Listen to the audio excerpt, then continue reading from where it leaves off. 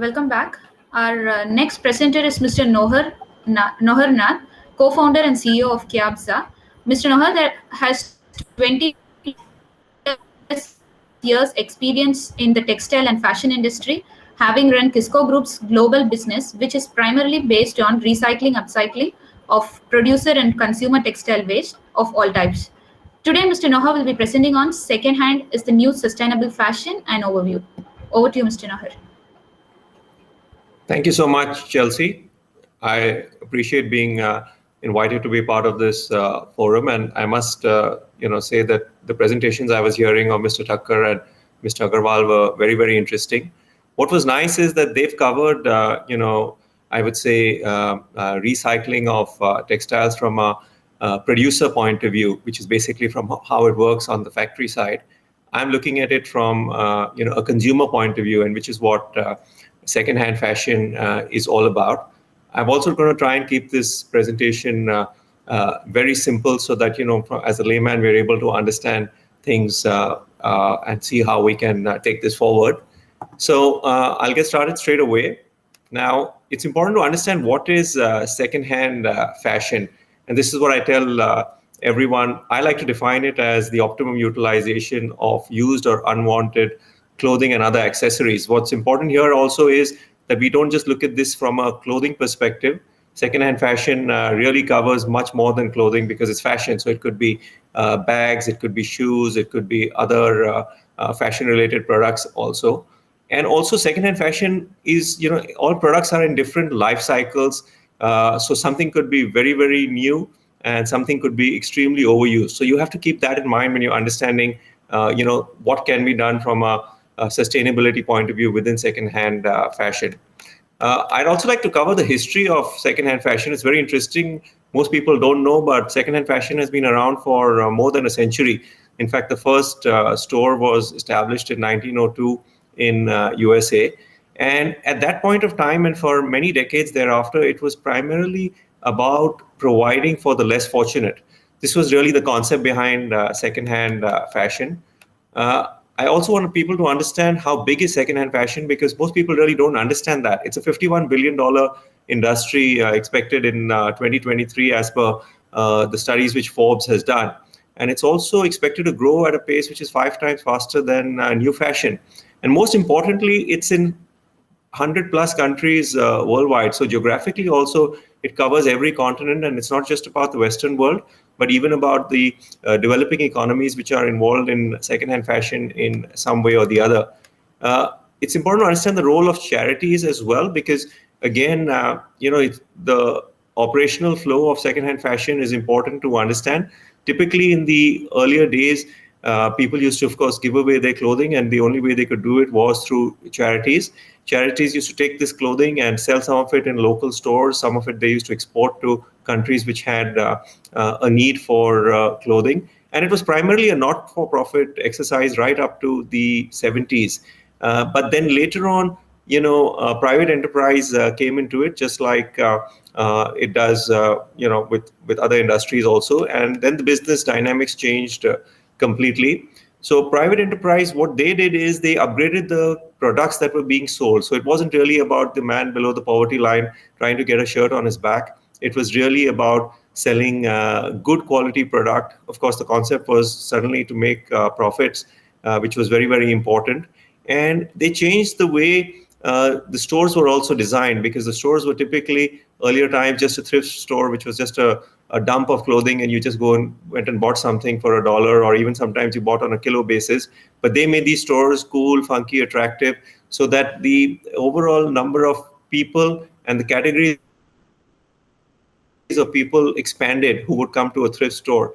And then thrift eventually had brought sustainability into the mix as well. And this happened in the early 2000s, around the time when fast fashion was emerging. It was also the time when thrift realized that sustainability is a big factor. And if thrift and sustainability go together, there can be a completely different story for years to come. I want to also just give you an idea again on some of the world's largest thrift stores and how big they are. Look at the top 3 here. The RealReal, ThreadUp, and Poshmark, they've all raised money through IPOs on the NASDAQ in the last 2 years. I mean, 700 plus million for RealReal and ThreadUp, and Poshmark also raised nearly $500 million. So again, I'm just trying to give everybody the idea about how big this business is, how seriously it's being looked at, not just by players within the industry, but by consumers at all levels, by financial institutions, etc. They all really understand that the thrift business or the sustainable fashion business within secondhand clothing is here to stay and grow. I talked a little bit about fast fashion emerging in the early 2000s, and that's, of course, when a lot of wastage started happening. Sustainability is about reusing the product in whichever way. We'll get into that in a little more detail. And the real objective is that the product doesn't go into a landfill. Now, the problem with our industry is that we contribute 10% of global greenhouse gas emissions. We have these long supply chains. We have a lot of natural resources that get wasted because of us. Water is a primary example. So there's something that needs to be done. And sustainable fashion today is growing at a pace where it's expected that in the next 10 years, 50% of the world's purchases when it comes to fashion will have some element of sustainability to it. It's not necessarily that the product which somebody is buying has to be sustainable. It could be even the labor practices within an organization are being looked at by a consumer when he's making a choice as to which brand of product he wants to actually buy from. Talking of brands, just give you an idea of a few brands which are taking a very strong initiative in the world of sustainability. Prada just signed a deal a few months ago worth 50 million euro with the EU for eco-friendly objectives. We all know Marks and Spencer's was one of the first high-profile brands to sell a sustainable clothing range in UK, and then they brought that into India also about 10 years ago. H&M runs a global garment collection program allowing customers to bring in pre-loved clothes into their stores in exchange for discount vouchers. And they've run this globally. You can do this in India, you can do it in Europe, in America, anywhere. So it's a very successfully run program. And then other brands have also done small things, like, I've taken the example of fur over here, natural fur. They've said we're not going to deal with that, trying to do more things which are ethical, which all fall into the sustainability bracket. If you look at benefits of sustainable fashion, really it's about some of these things we talked about from a point of view of natural resources. But how do you do that? You've got to find ways to reuse the secondhand clothes. So either you're repairing it or you're refashioning it. You got to give a second life to the garment so that it can evolve in its own way and something better can happen rather than it go into a landfill. Now, put it broadly, you have the option of upcycling and recycling. We'll talk a little bit more about that. But I want to bring this now into an Indian context because we've talked about it from a global perspective over the last 5 minutes, just to, as I said, let everybody understand how the business works at scale internationally. But really, sustainability, if you look at it in a very micro way, has been around in India for years. We've all grown up wearing hand-me-down clothes from my elder siblings or relatives and things like that. So it's been there, but it's been looked upon in a different way.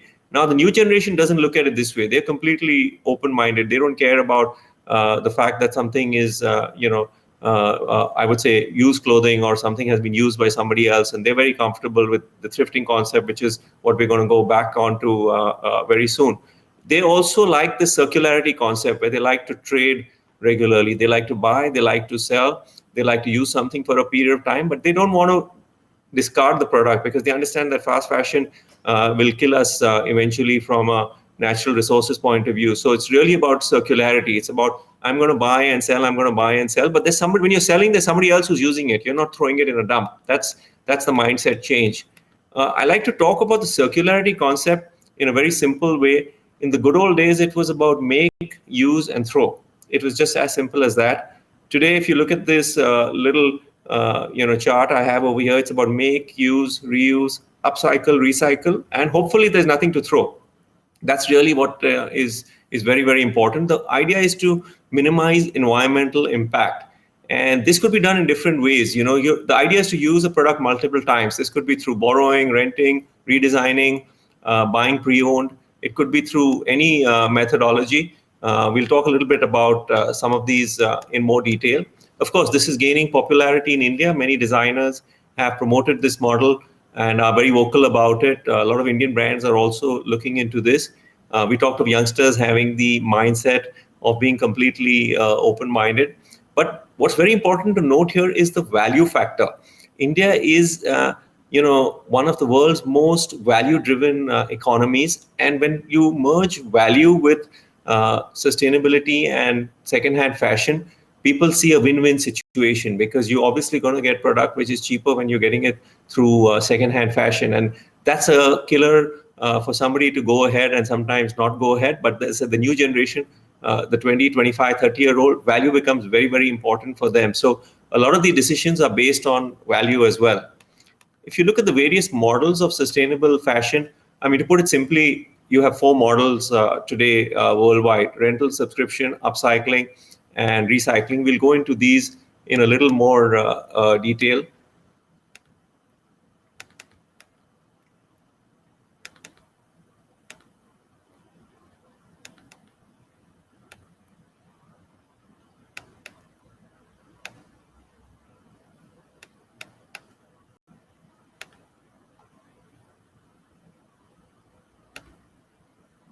I'm sorry, just a computer hang over there. The rental model, well, this is really about strategic partnerships with designers and agencies. And the rental model was the first one to really come into India.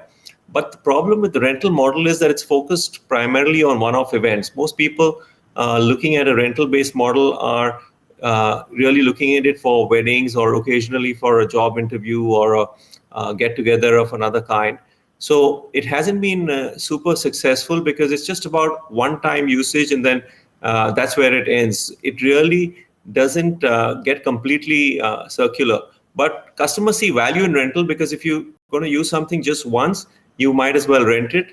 The way buying or reselling works is that it's normally double the price of rental. So if you're going to use a product twice or more, then you're better off going through the reselling model. The subscription model is a model which is being worked on very closely internationally. It's still being tested in mature markets, and fashion currently represents less than 5% of the global subscription market. So there's a lot of work happening in that direction. In fact, just a few months ago, Ralph Lauren and H&M again talked of setting up a subscription based model for some of their stores as a test market in North America and in Europe. So that's something that's being worked on. So it's really, again, the old-fashioned way of how we were members of a library, and we would go rent or one or two books, read them, and then return them. It's the same thing with this clothing. You go rent the clothing for a couple of weeks, use it at an event or on an everyday basis, whatever you're more comfortable with, and then you return it, and then you get some new clothing. So it's really about customer retention over customer acquisition. The upcycling model, it's restoration, redesign, and resize. Now, upcycling is really about transforming the clothes into new products. That's what I say. But it's important to keep the brand's originality going at all points of time. Without the brand's originality, upcycling loses a bit of value. But restoration, again, simple. From the image, you could see a small hole being darned or something like that. Redesign is very exciting. A lot of designers keep looking at that, because they like to have these unique pieces and products which they can make out of this redesigning. So it could be just a simple patch on a product, or it could be something being redesigned completely. And resize, of course, becomes important, because a lot of product, sizing makes it unusable. So if you can actually resize it, or fashion demands are such that sometimes you've got to make a product a little narrower or things like that, resizing becomes very, very interesting as well.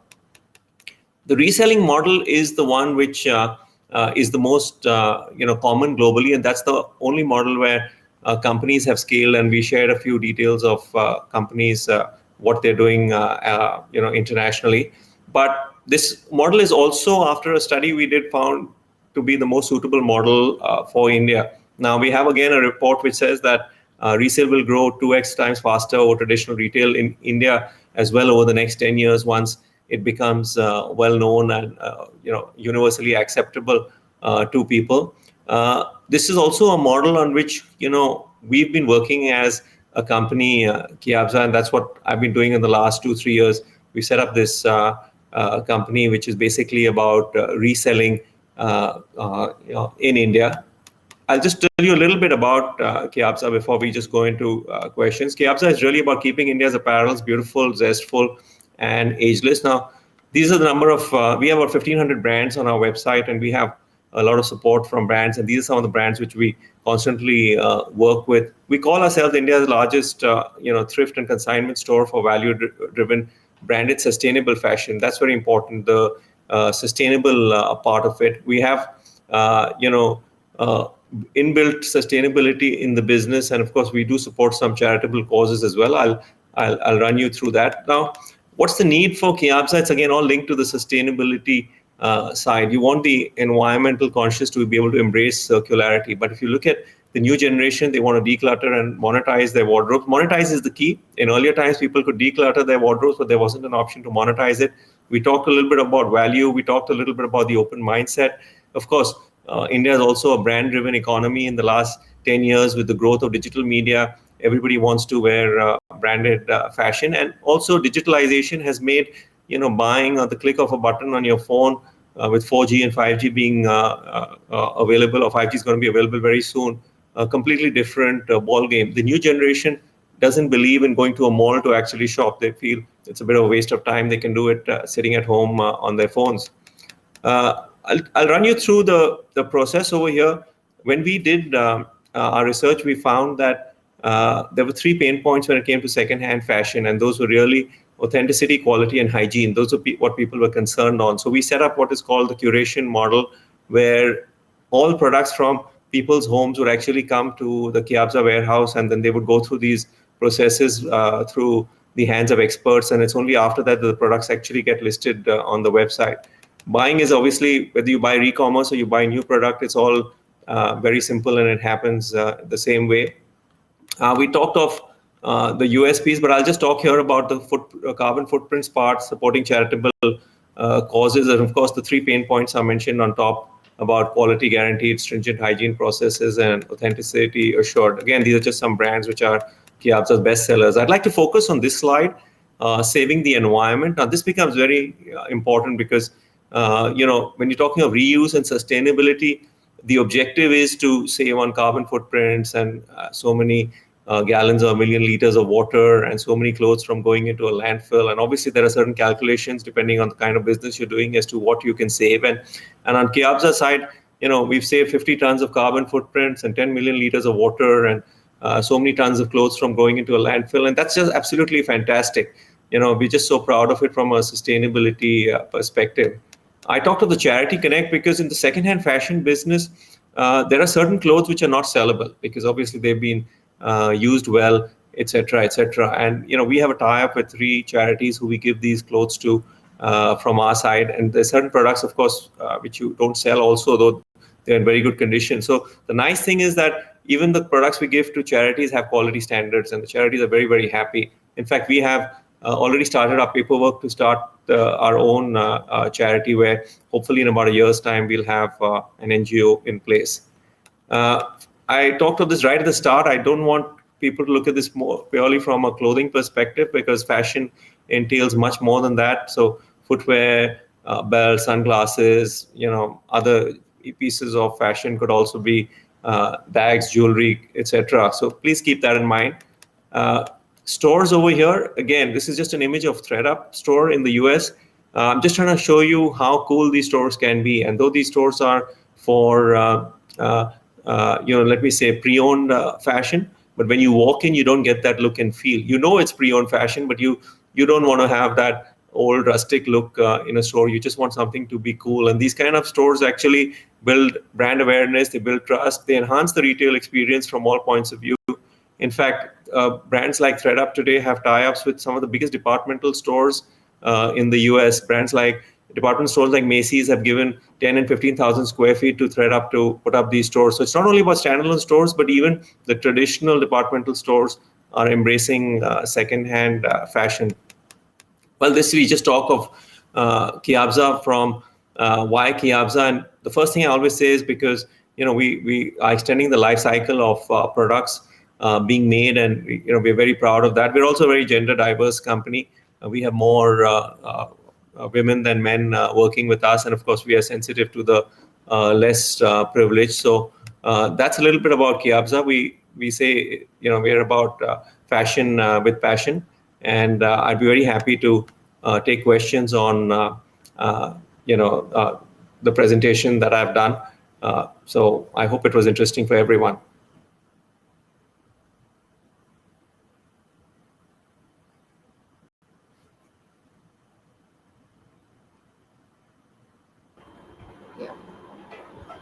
Mr. Nohar, already people have started asking their questions here. Ms. Shalini has asked, like, how much second-hand clothing fashion is acceptable in Indian market?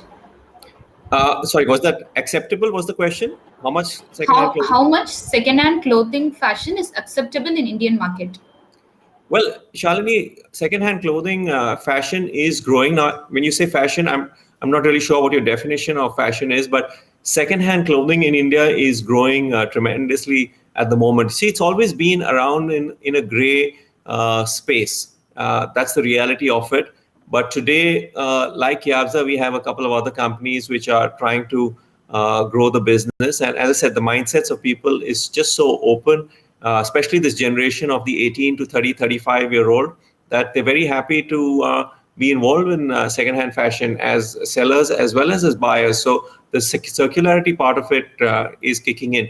It's going to take its time. I mean, you put in $1 billion today and this business can go through the roof, but there's never any point doing that. You got to grow it over a period of time, and mindsets change gradually. So as people get more and more aware, this business will pick up even more pace. But yes, it's very acceptable today in India in a certain age group.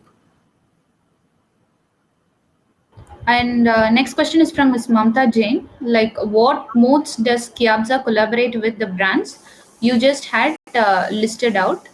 And another question is like, what tools are being used to measure the carbon and energy footprints?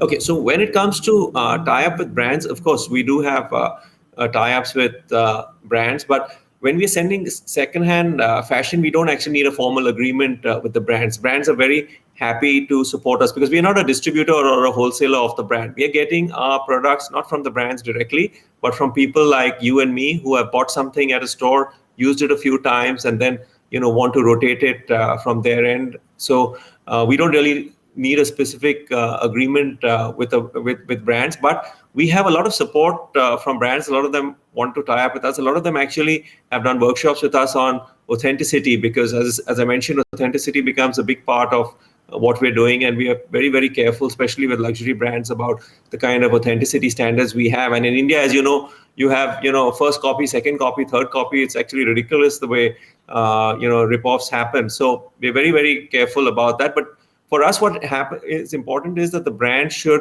have a certain profile. As long as the brand has a certain profile, we list it on our website. And in future, we may tie up with brands directly. There have been some discussions because brands today, they also want sustainable outlets for their products. So we've had brands who've reached out to us for products which are surplus at their end, 1 or 2 season old, or what we call the scavenger collection at our end. And then you have brands who want to give us export surplus or products with minor defects. You have some huge brands who want to give us their sampling products because, when they are designing and making plans for the next season, they sample hundreds of products. So we haven't brought those on because we just want to, stick with the core of our business. But, as we grow and scale, we would be bringing some of those products categories on. And then, of course, we would have direct tie-ups with brands as well. Now, answering your second question as to what methodologies we use when we are doing these calculations, well, there are different methodologies that can be used when you're calculating any kind of saving of water or carbon footprints, etc. I mean, you can do it in a simple way, or you can get into various algebra equations and do it. So we've just tried to do it in a simple way because obviously when you look at what water is being saved, and when you're talking of refashion or rather Recommerce, it's very simple to calculate. So I won't go into the technical side of it, but yes, there are different ways of doing it, but we've tried to take it in a simplistic way. Your next question is from Mr. Sanjay. Do you also procure dead stock or unsold stocks from brands, and how the pricing is agreed? So we at the moment not procuring dead stocks, and that's what I was just talking about. There have been brands who've reached out to us without naming them, some of the world's largest brands who are present in India, who want us to take their dead stock, which is 1 or 2 season old. We haven't taken that decision as yet. It's something we are considering because there are part of our TGC's value in what they get from Kiabza, and they're open. It doesn't have to be just secondhand fashion. If they can get something new, but at value prices, they're open to it. So we're actually doing a bit of a marketing study at the moment, and by June we'll be taking a call on whether we want to do something like this or not. I'm sorry, what was the second part of the question, Chelsea?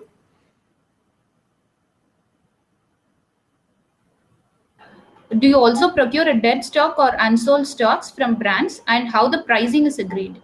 So the pricing, I did answer the first part of the question, but I'll tell you all how the pricing works. We built a software with BCIL, Barcode India Limited, which actually takes into account the pricing of the 1,500 odd brands that are approved on our website. And of course, we keep approving more and more brands as we move along. So the pricing of the product, the original MRP of the pricing is actually filled into the software. And then when we put it through a curation process, at that point of time, the data is filled into the software as to what is the product. So for example, just on top of my head, take brand X. So brand X sells a shirt for 3,000 rupees in its stores.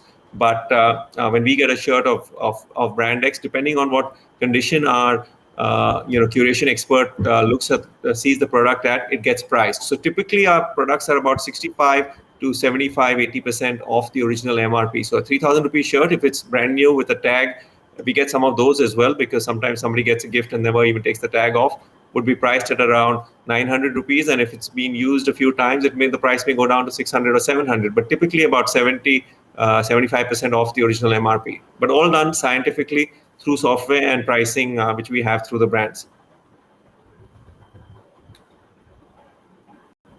Yeah, next question is like, to start a business in second-hand cloth outlet, which city in India you recommend to start? So we are actually setting up stores. They were supposed to be set up in the second half of 2021, but we've rolled that to December 2021 because of the pandemic situation. It's not ideal to start stores. But yes, we've done that study, and what has emerged is that you need to actually set up stores in suburban areas of big cities. So for example, I'm Mumbai based, so we are looking at Thane and New Mumbai as areas where we can set up stores, because you need them to be in big cities for people to really appreciate the branding aspect of it. But at the same time, you can't have it in city center areas, because it just won't work out from an economics point of view, because of the cost of renting property and then being able to sell. And of course, the person who's buying the product is also unlikely to be staying in a city center. We've still to evolve as a market when that starts happening. But today, because value and economic reasons also play a factor, it needs to be in suburban areas. But suburban areas of metros, or of course, you could look at even tier 1 and tier 2 cities. So in fact, our first store we are looking at actually setting up in Punjab, because we found that the maximum traction for this second-hand fashion is actually in the state of Punjab.